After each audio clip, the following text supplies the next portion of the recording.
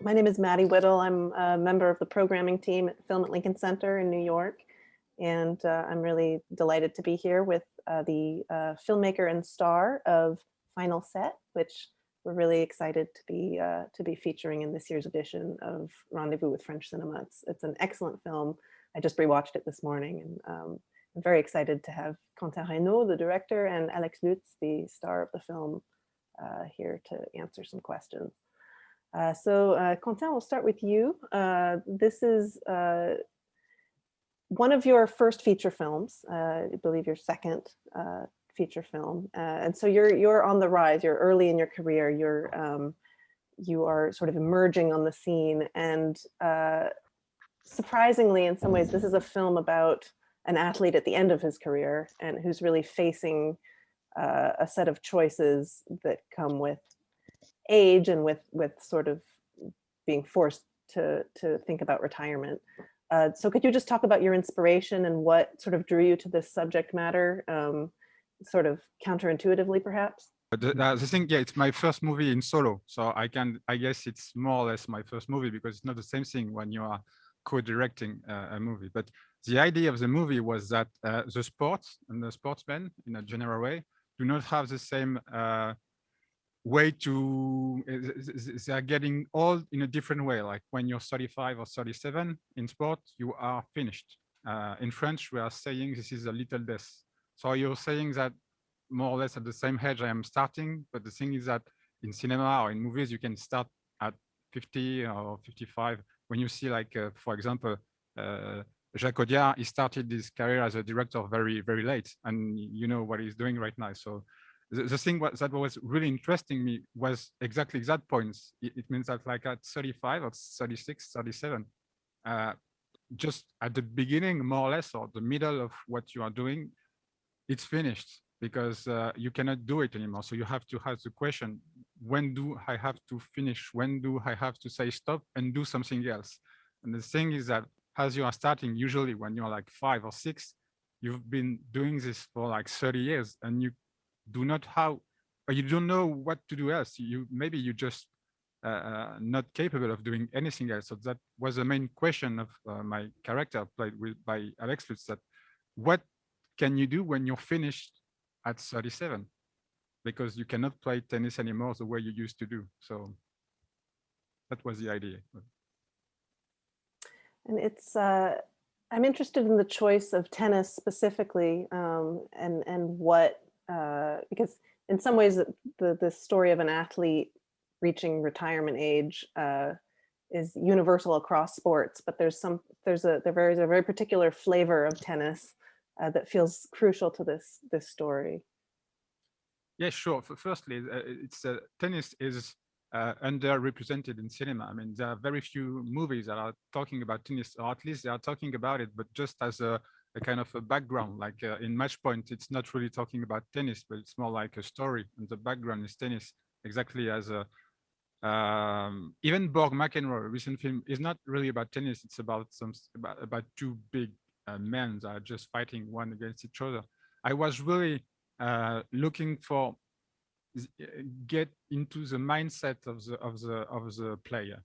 And tennis, after the fighting sport, after boxes, is considered as one of the most violent sports, because you have to fight against someone, but you cannot touch it. And so there is some kind of real strong violence.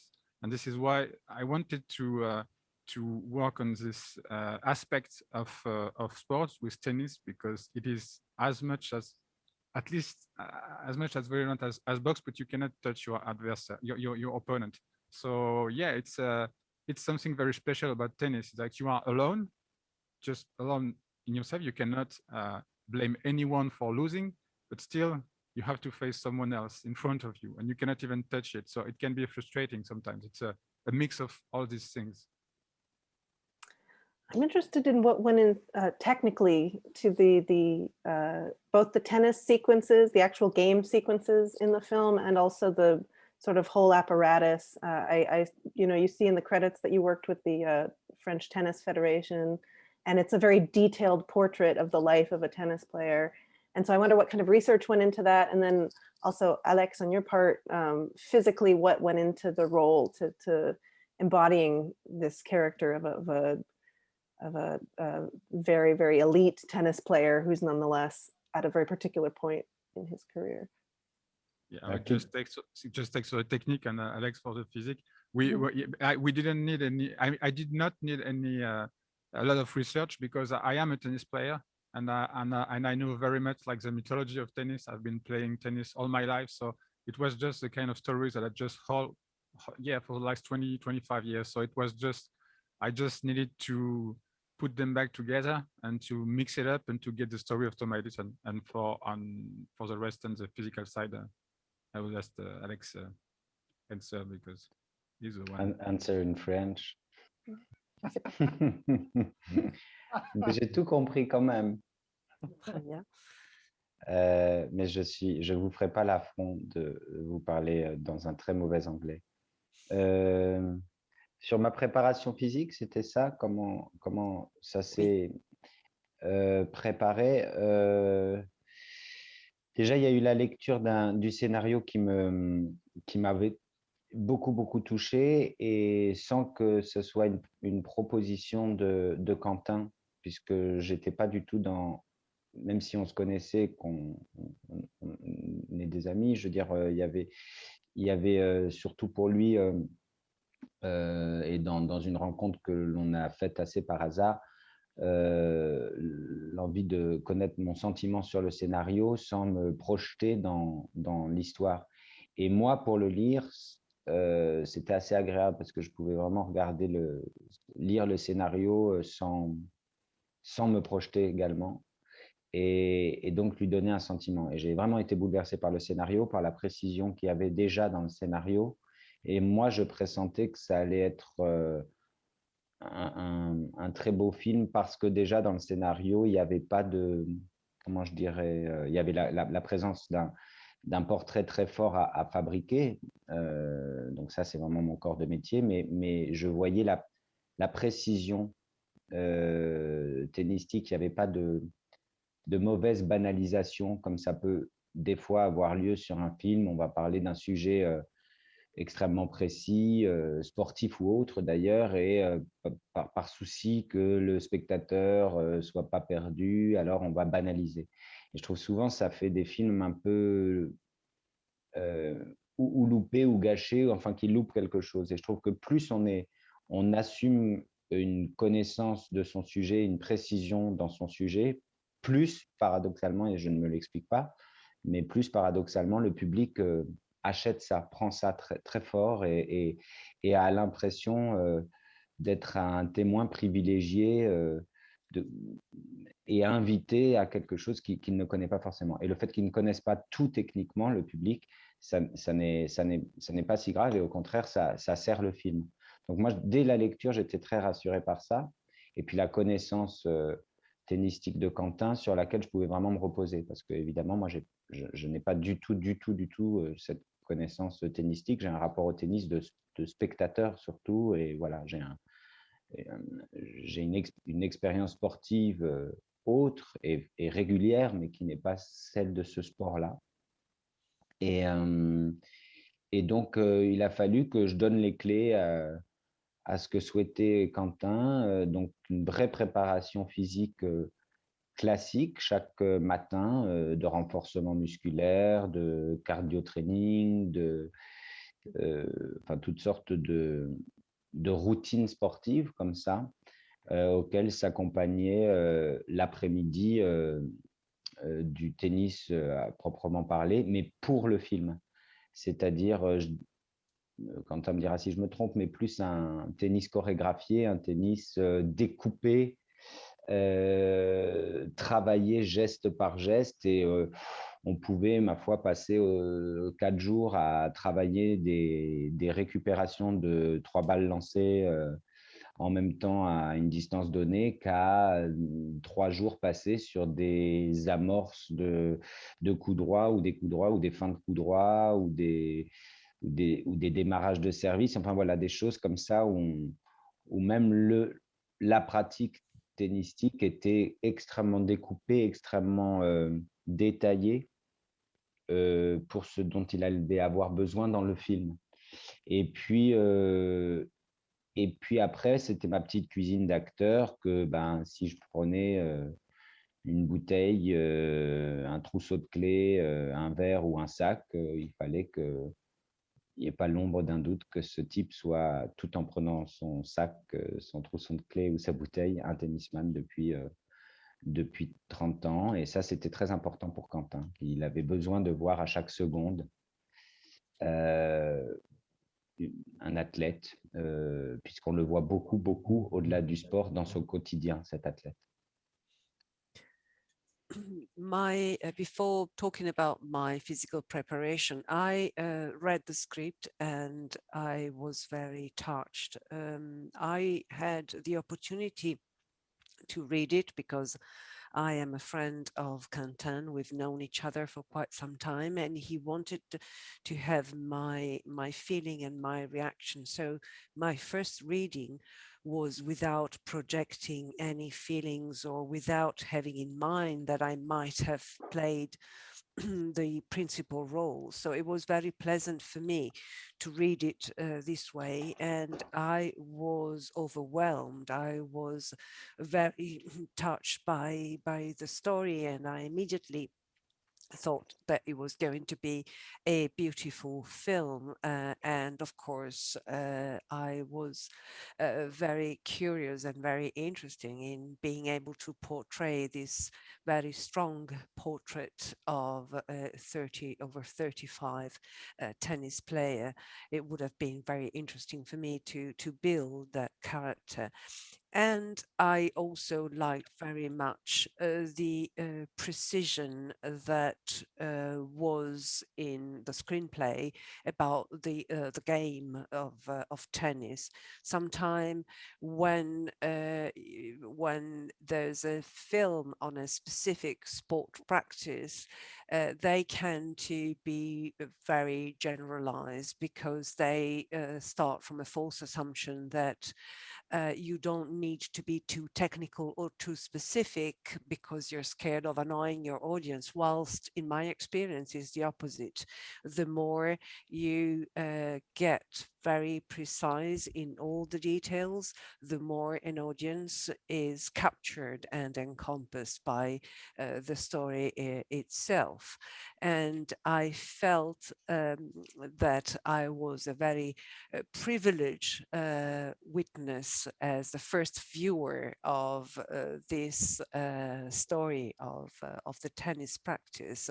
And I needed, of course, to become familiar with all the technical aspects in order to be able to portray them accurately. I was very much reassured by the fact that I knew that Quentin was an expert tennis player, so he would be able to guide me through any physical preparation that I needed to have, which I did. And it was a very classical training, you know, sort of try to muscle myself up and to have some cardio training in the morning, whilst in the afternoon, I learned to play tennis, just servicing the film. And it was a sort of tennis movements and gestures choreographed for the film itself because of the way it was then going to be edited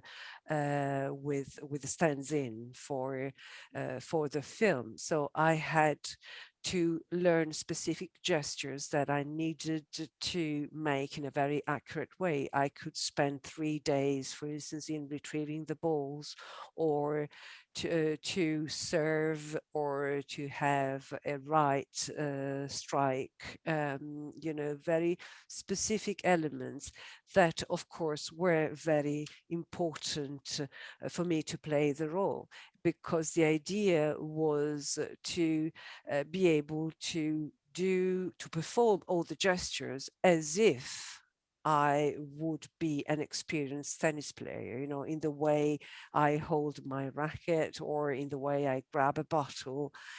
Everything had to be true to life in terms of being an experienced tennis player. Thank you for that. I know that you've worked together in addition to being friends. You both have experience as directors and as actors, and this film in many ways is a character study, and it feels it comes off as a really intense collaboration between director and actor to create this character. And I wonder if you could each just talk a little bit about that collaboration.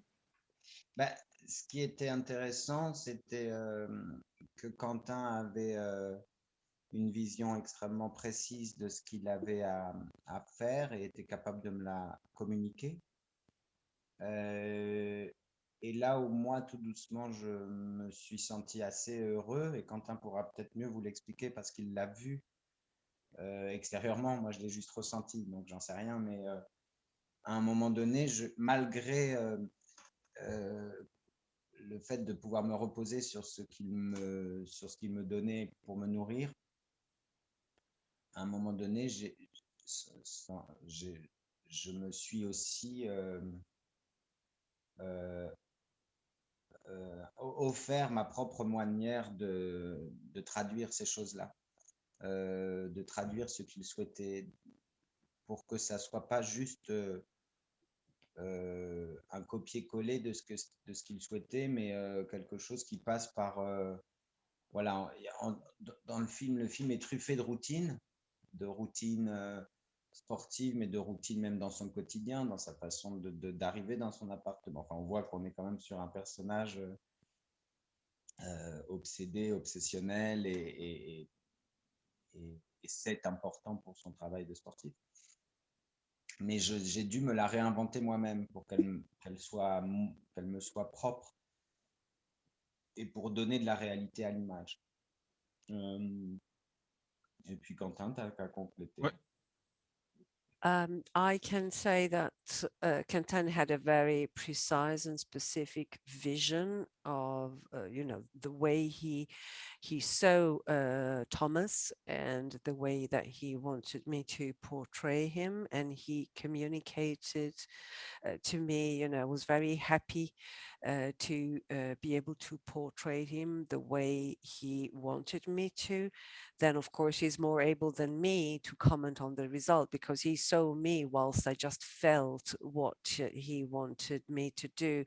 I know that I could, of course, rely on his words and his indication, but I had to translate his wish into my ability to transfer it. It was not a matter of copy and paste. I had to, since the character is based on routines, it's the sport routine, but also the daily life, the repetition of similar gestures in his daily life and routine. He's quite an obsessive character.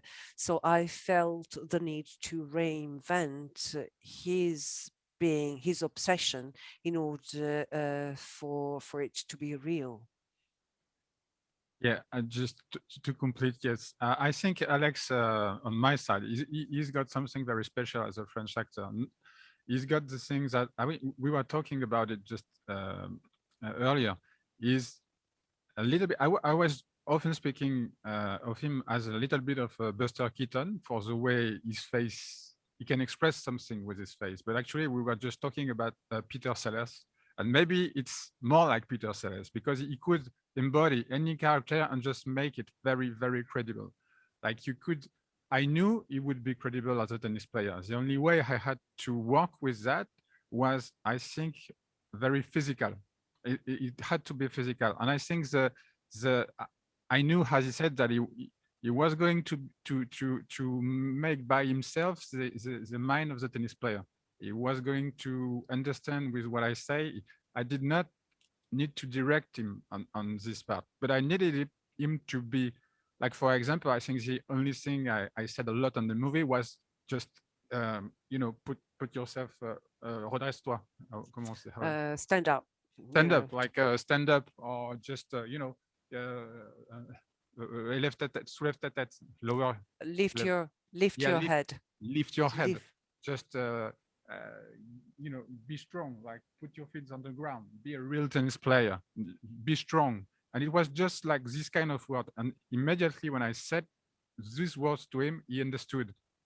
And even sometimes I was just going to walk toward him and he knew I was going to say that. Or he said, oh, no, okay, don't say anything. I understand.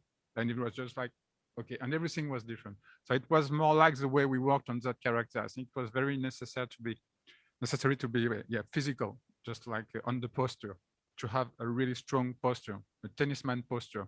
And then the rest, I knew he had it in him. Quentin, I wonder if you could talk a bit about genre. It's a film that is in some ways a sports film, but it blends elements of marital drama, family drama, and as well as sort of a suspense film. It's got a little bit of a thriller pacing, and even elements of body horror with the sort of focus on Thomas' injuries. Could you just talk about how you thought about what kind of film you were making? Yes, it's a very interesting question. I don't think I can really answer that question. The only thing I can say is that the genre is something that I don't really think about when I am making it. I mean, I think it's something that people can talk about it when they see it, and especially when you see some kind of movie, like for example, Parasites, like Bong Joon-ho last movie. It was, I cannot describe what genre it is. I cannot. I just and I don't think it's really. I mean, for that movie, I don't think it's not. It's not that it's not relevant. It's just that I don't know that it's a different thing. And yeah, I'm. It's true what you say. It's a little bit of everything, but it was never an intention. It was just like I'm just trying to find my way again. I don't know. Maybe I will be able to understand you. Sorry, maybe I will be able to answer you on my next movie. But the next movie will probably even more complicated. Like to define the genre of the movie will be even more complicated. So yeah, it's a little bit of everything. It can sometimes be a weakness. So yeah, it's a very interesting question, and I don't have any answer. I don't know. It is the genre you saw. I think it's definitely a strength in this film, and I find it fascinating also how Alex, how you, I'm sure that sort of all these different threads informed how you presented the character. Oui, parce que, enfin, si je schématise, il y a quelque chose. Le film est surtout une fresque homérique et presque, comment dirais-je, mythique. Il y a tous les personnages des grands mythes qui sont convoqués là-dedans, comme dans les tragédies, ou bon voilà. Donc quelque chose de très homérique avec ce point d'orgue avec le match, et à la fois pour moi un film qui est un portrait intimiste. Et alors à partir du moment où vous êtes sur un portrait intimiste, forcément c'est le drame familial, c'est le et ça évidemment toute cette partie-là permettait de construire tout en nuance Thomas pour servir la fresque mythique et tâcher de mettre de l'universel là-dedans. Là où c'était ténu, c'était qu'on était sur un personnage dans toute son intimité, sa particularité, et malgré tout, le film a des valeurs universelles qui, j'espère, mais je crois, touchent au cœur potentiellement tout le monde. I think that on one side, this film is also an Homeric painting, an Homeric fresco, you know, a mythical portrait like in big Greek tragedies.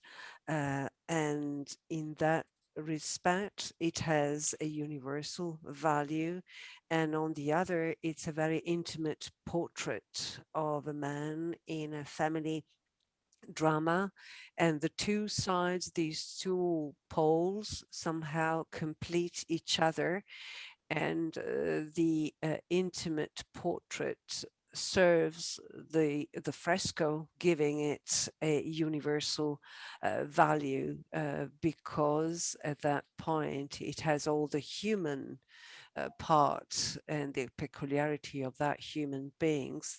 That is what touched me the most. But I also felt the scope, the universal scope of the fresco that he was painting, like in a big tragedy. Those are two perfect answers. I couldn't have asked for better. We're nearing the end of our time, but I had a few more little questions that I was curious about. Could you talk a little bit about casting and working with the little boy who played Gaspard, Thomas' son? And he's a charming actor, charming little boy, and it's such a naturalistic sort of feeling to that family. Yeah, he's a really good boy, but it's really difficult because he was very, very, very, very young, and so I don't think there is. I mean, it's not really. It's always a kind of a manipulation at that age. So it has to be a game. It must be a game. He must understand the game, and I think this is. He had some kinds of. The way he was just playing, it was a play. So he understood that. And we just had to make sure that he understood that Alex was his playing father, and Anna Girardot was acting woman, acting mother, or playing mother. So I think he got that, and we just tried to be, because yeah, it's very difficult to speak about it, because in the same time, as I told you, it's we have to play with him. But if I am very honest with him, I'm not proud of what a director is doing with a 3-year-old kid, because you're just trying to manipulate him and just to do what you can do to get what you want. So I can do it with Alex, I've got no problem. But but with a 3-year-old kid, it's very, very touchy. I mean, it's very tough. You really have to be very kind, very calm, very peaceful, but still it's just pure manipulation. And I think the risk is that not for the kid, but the parents. I mean, it's very important to have very good parents around that kid, because they can easily think that this is gonna make the kid a star or something like that. So I think it's very important to choose the parents as well as the kids to have a good interpretation. My last, thank you. My last question is just a little one. I'm curious what was the reasoning behind Thomas' name, named for Thomas Edison, or if that was just, if there was any reason behind that. Tu veux répondre, Alex? Non, parce que ça, c'est ton délire. No, not to be. There is no specific. No, it's not about Thomas Alva Edison, who invented kinetoscope and kinetograph.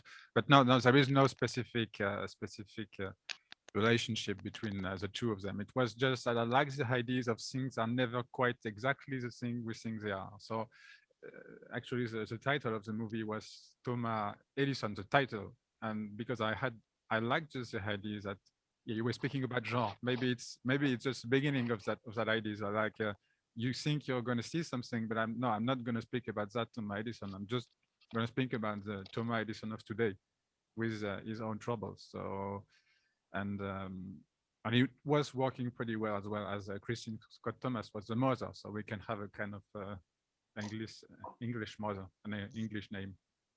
But of course, it speaks about cinema as well, so you can have the interpretation if people want. Yeah, it's a question I've been asked many times. It's I'm sure you will be asked many more times, but thank you so much both for taking the time to answer these questions. This has just been wonderful, so thank you. Thank you very much. Thank you. And félicitations on the film. Merci beaucoup. Au revoir.